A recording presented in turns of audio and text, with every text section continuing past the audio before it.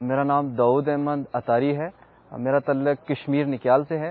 حضور میرا سوال یہ ہے کہ کشمیر میں زلزلے بہت آتے ہیں، تو ہمیں کوئی اس کا کوئی حل بتائیں کہ ہمارے گھر بھی محفوظ رہیں اور ہماری جان اور مال بھی محفوظ رہیں۔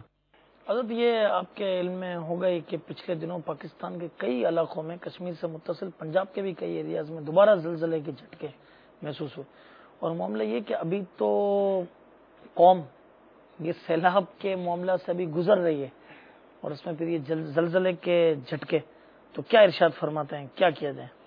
اللہ تبارک و تعالی ہمارے داؤد احمد بھائی جنہوں نے ہمیں یہ سوال کیا، جی، تو ان کے لیے دعا کرتے ہیں کہ اللہ تبارک و تعالی ان کے جان، مال، عزت، آبرو، بالخصوص ایمان کی حفاظت فرمائے، آمین۔ اور اللہ تبارک و تعالی ہم سب کی بھی جان، مال، عزت، آبرو، بالخصوص ہم سب کے ایمان کی حفاظت فرمائے۔ آمین۔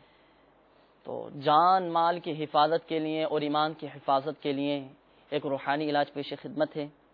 مکتبۃ المدینہ کے مطبوعہ شجرہ قادریہ رضویہ اتاریہ کے صفحہ نمبر 12 پر ایک بہت ہی پیارا عمل لکھا ہوا ہے، وہ بھی سماعت فرما لیجئے۔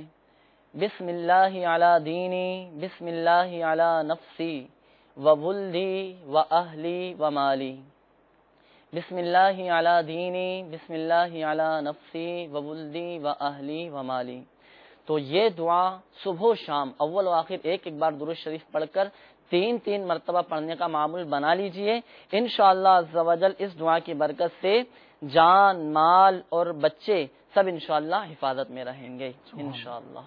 سبحان اللہ۔ تو یہاں پہ میں عرض کروں گا کہ یہ بھی ایک بتایا، دوسرا مجھے یہ بھی یاد پڑتا ہے کہ امیر السنت نے یہ بھی ارشاد فرمایا، یا ظاہر ہو، گھر کی دیوار پر آپ لکھ لیں تو انشاءاللہ تبارک و تعالی دیوار سلامت رہے گی۔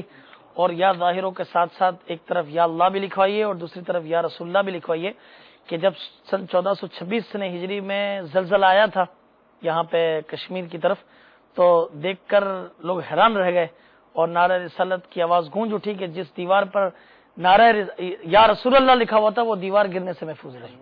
تو آپ یا ظاہر درمیان میں، اور ایک طرف یا اللہ عز و جل اور دوسری طرف یا رسول اللہ صلی اللہ تعالی علیہ وسلم لکھوائیے۔